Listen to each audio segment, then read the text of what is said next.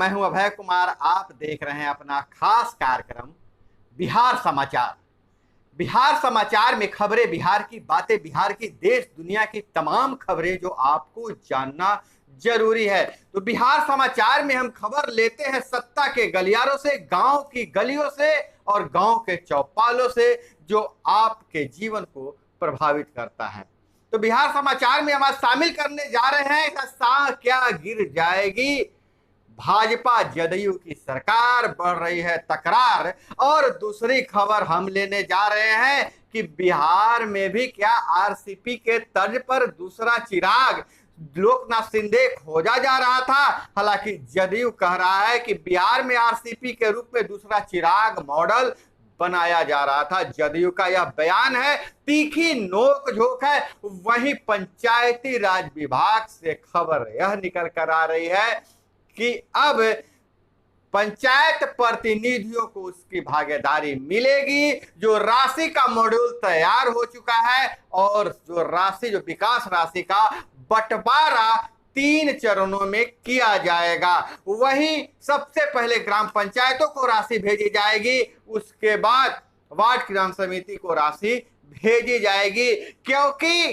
केंद्र सरकार जो राशि देती है उसका बंटवारा 30-70 और 10 के अनुपात में किया जाता है। इसलिए पहले उन तीनों चरणों में बंटवारा हो जाएगा, उसके बाद पंचायतों में और वार्डों में राशि दी जाएगी। इस खबर पर हम आगे चर्चा करेंगे। और वहीं अगर हम बात करें तो अब पिछड़ा वर्ग, अति पिछड़ा वर्ग के बेटियों को मिलेगा मेडिकल और इंजीनियरिंग की कोचिंग की सुविधा। और वहीं बीपीएससी परीक्षा की मुफ्त तैयारी की तिथि हो गई घोषित। और अगर हम बात करें तो बिहार में एएनएम पद पर भारी बहाली होने वाली है। तो समाचार को अब देखते हैं, नजर डालते हैं समाचार क्या कह रहा है। तो सबसे पहली खबर, जो हॉट खबर है, बिहार से निकल कर आ रही है कि बिहार में नीतीश कुमार की भाजपा से गठबंधन खत्म होने के कगार पर है।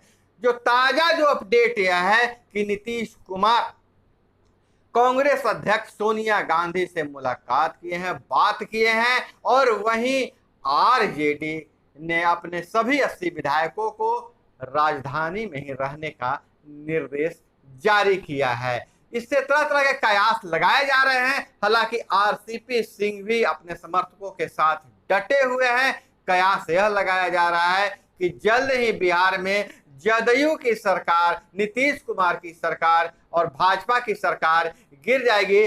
दिलचस्प यह होगा कि अगला मुख्यमंत्री तेजस्वी बनते हैं या नीतीश कुमार बनते हैं। हालांकि राजद का दावा यह है कि तेजस्वी के नेतृत्व में ही अगली सरकार गठन किया जाएगा। और इधर हम बात करें तो आरसीपी प्रकरण पर ललन सिंह का दावा, यह तो ट्रेलर है, फिल्म अभी बाकी है। बिहार में आरसीपी के रूप में दूसरा चिराग मॉडल बनाया जा रहा था।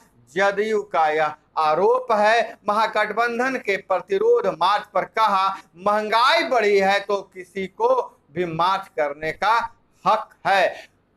महागठबंधन के प्रतिरोध मार्च को जदयू ने समर्थन किया है। इससे कयास लगाया जा रहा है कि तलखी कितना बढ़ गया है। जदयू केंद्रीय मंत्रिमंडल में शामिल नहीं होगा ललन सिंह। आरसीपी का तन जदयू के में और मन भाजपा में था, तो जदयू से तो उन्हें जाना ही था। वे रास्ता के सत्ता के साथी थे। ललन सिंह का बड़ा आरोप, जदयू डूबता हुआ नहीं, दौड़ता हुआ जहाज है। 2020 में विधानसभा चुनाव में षड्यंत्र से घटी है सीटें।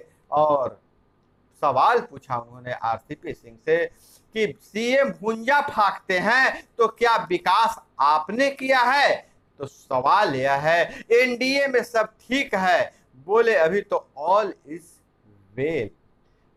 तो देखते हैं क्या होता है, राजनीति किस करवट बैठती है। जदयू और भाजपा का गठबंधन टूटता है। अगर टूट जाता है तो अगला मुख्यमंत्री किसका होता है?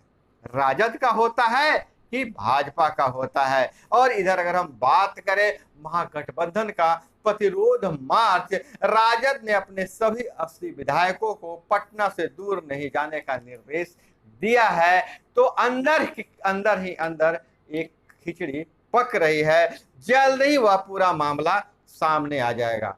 और एक खबर और आ रही है, जहां कॉमनवेल्थ गेमों में बेटियां और पुरुष खिलाड़ी, भारतीय खिलाड़ी झंडा गाड़ रहे हैं, इसरो भी झंडा गाड़ रहा है।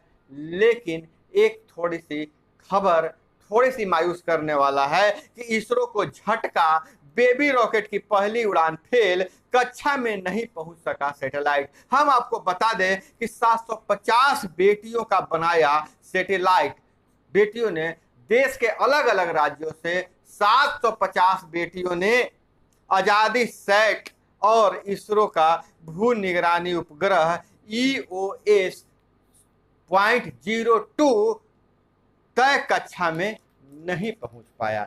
फिलहाल इससे कोई मायूस होने की बात नहीं है। इसरो कुछ न कुछ सीखता है प्रतिदिन। अब यह मिशन अगली बार जरूर सफल होगा। और प्रतिरोध मार्च में जहां राजद महागठबंधन ने एकजुटता दिखाया है और तेजस्वी बोले सरकार को हिलाते हिलाते एक के बार में पटाख से गिरा देंगे। तेजस्वी कह रहे हैं कि सरकार को हिलाते हिलाते एक के बार में पटाख से गिरा देंगे, और लगता है कि यह जल्द ही सामने आ जाएगा। वहीं शहरी विकास राज्य मंत्री कौशल किशोर से मिले जीतन राम मांझी और कहा बोध गया विकास प्राधिकरण बनाने की मांझी ने उठाई है मांग। और पीएम की नीतियों से देश के लोगों का भरोसा भाजपा पर बढ़ा है, संजय जायसवाल का बयान है। और इधर बात करें निःशुल्क शिक्षा सुविधा की, तो विशेष प्रतियोगिता परीक्षा पास करने पर मिलेगा लाभ। अति पिछड़ा के वैसी बेटियों को जो विशेष एक प्रतियोगिता परीक्षा होगा, उसमें चयन हो जाने के बाद बेटियों को मेडिकल और इंजीनियरिंग की कोचिंग की व्यवस्था निःशुल्क की जाएगी। और जिनके पिता की आय 3 लाख या 3 लाख से कम है वही कर सकेंगी आवेदन। चल रहा है 12 पिछड़ा वर्ग कन्या आवासीय विद्यालय। एक विद्यालय में वर्ग 6 से 12 तक के 280 छात्राएं पढ़ती है। इस साल 45 से 50 हजार बच्चे जेईई की परीक्षा में बैठे हैं। और वहीं मैट्रिक इंटर में निबंधन का दोबारा मौका 14 अगस्त तक। बिहार बोर्ड ने कहा है 20 अगस्त तक अनिवार्य रूप से शुल्क जमा कर देना होगा। और इंटर OFS से करा सकेंगे ऑनलाइन निबंधन। और बीपीएससी परीक्षा की मुफ्त तैयारी 16 अगस्त से। श्रम संसाधन विभाग ने अवर प्रादेशिक नियोजनालय की ओर से निःशुल्क तैयारी की व्यवस्था किया है। संसाधन की कमी या इच्छुक अभ्यर्थी क्लास कर सकेंगे और 16 अगस्त से यह क्लास शुरू हो जाएगा। और इधर बिहार बोर्ड होगा और हाईटेक बेड सुझाव को मिलेगा 1 लाख रुपया। एडवांस तकनीक लागू करने के लिए शिक्षण संस्थानों के प्राचार्य, शिक्षक, छात्र छात्राएं 10 से 19 तक दे सकेंगे सुझाव। और खगड़िया के कोसी कॉलेज और चौथम उप डाकघर का मामला, जांच कमेटी गठित हो गई है। 1 करोड़ का जाली भुगतान कर किया घोटाला, 5 डाककर्मी हुए निलंबित। बेगूसराय प्रधान डाकघर के पोस्टमास्टर हुए सस्पेंड। कई उपभोक्ताओं के खाते से हुई रुपये की निकासी। और इधर हम बात करें तो आम जनता पार्टी का मगध पर होने वाले कार्यकर्ता सम्मेलन।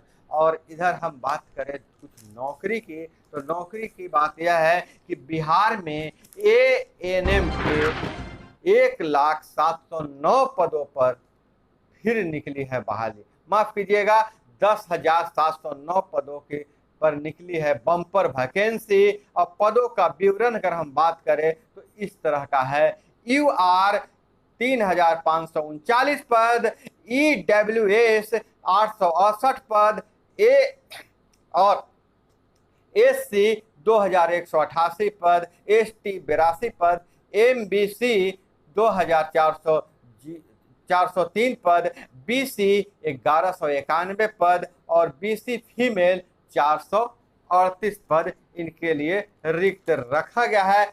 और दोस्तों बता दें कि पंचायती राज विभाग से यह खबर निकल कर आ रही है कि पंचायती राज विभाग ने जो विकास राशि है, जो केंद्र से विकास राशि मिलती है और राज्यों का जो हिस्सा होता है, उसका सही तरीके से वितरण का एक शेड्यूल बना लिया है। जल्द ही उस पर कैबिनेट की मुहर लगने वाली है। उसमें यह है कि जो केंद्र से राशि आती है, पंचम वित्त की राशि आती है, और जो भी विकास राशि आती है, उसका जो बंटवारा का जो मॉड्यूल है कि 70% पंचायतों को, 30% पंचायत समिति सदस्यों को और 10% जिला परिषद को, उस मॉड्यूल के तहत पहले बंटवारा हो जाने के बाद वार्ड किसान समिति को ही 70% से ही राशि देने की बात कही जा रही है।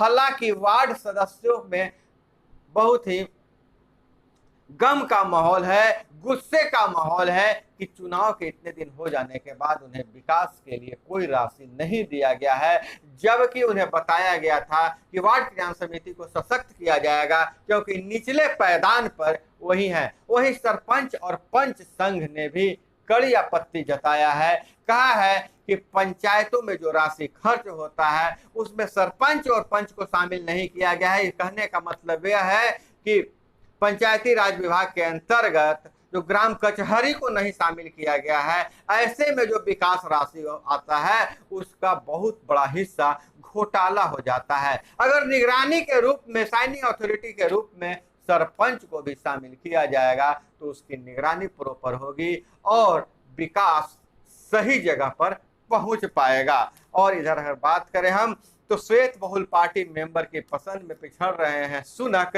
ट्रम्प को 28% की बढ़त। जी हाँ, अगर हम बात कर रहे हैं ब्रिटेन में चुनाव के तो ऋषि सुनक अभी पिछड़ रहे हैं। और इधर अगर हम बात करें कुछ खबरों पर तो भारत का गोल्डन बाउंस बैक, रिंग में 12 पहलवान उतरे, सभी ने मेडल जीता है। और हॉकी से भी बहुत अच्छी खबर आ रही है।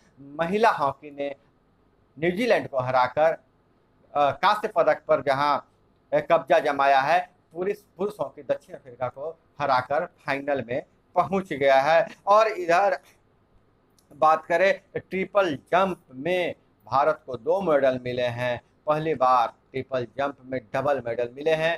गोल्ड के साथ साथ सिल्वर भी हमारे पास आ गए हैं। तो दोस्तों यह थी वो तमाम खबरें जो आपको जानना जरूरी था। इसी तरह से खबरों के लिए जुड़े रहिए हमारे साथ। मिलते हैं अगले वीडियो में।